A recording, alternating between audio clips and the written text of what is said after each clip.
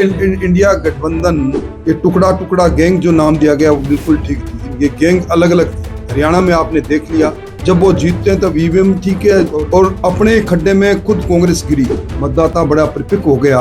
आपने देखा होगा सारे सर्वे झूठे साबित हुए। हुड्डा जी की उपस्थिति के अंदर जब उन्हीं की नेता शैलजा जी को अपशब्द और कहकर अपने ही लोगों को अपमानित किया जाए, एक बार फिर सिद्ध कर दिया कि पूरे देश के लोगों को अगर किसी की बात पर विश्वास है, किसी की गारंटी पर विश्वास है, किसी की नीति पर विश्वास है, तो दुनिया के सबसे लोकप्रिय नेता नरेंद्र मोदी जी हैं। और अपने खड्डे में खुद कांग्रेस गिरी।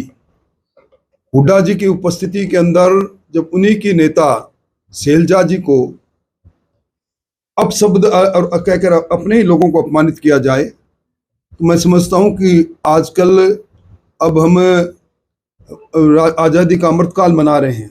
मतदाता बड़ा परिपक्व हो गया। आपने देखा होगा सारे सर्वे झूठे साबित हुए। नीचे से जो 440 वोट की जो अंडर करंट चल रहा था, उसका आभास किसी को नहीं था।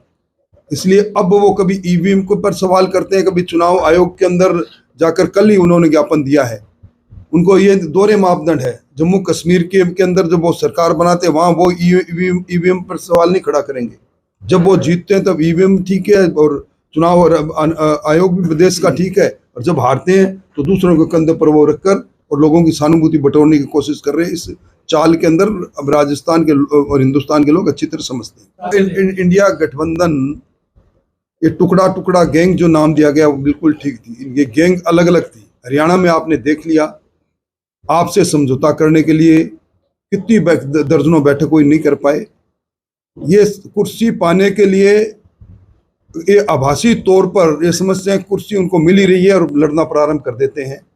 अलग अलग विचारों के लोगों के साथ इंडिया गठबंधन अपना वजूद नहीं बन, राजनीतिक वजूद नहीं बना पाया। असली बात तो ये है कि जब कभी भी पराजय हुई, कांग्रेस की हरियाणा में पराजय हमारे नायब सिंह जी की सरकार की पारदर्शिता, ईमानदारी और मनोहर लाल जी खट्टर ने हरियाणा की इकोनॉमी से लेकर हरियाणा को जिस प्रकार हर मामले के अंदर पटरी पर लाए, उसके कारण से हुई।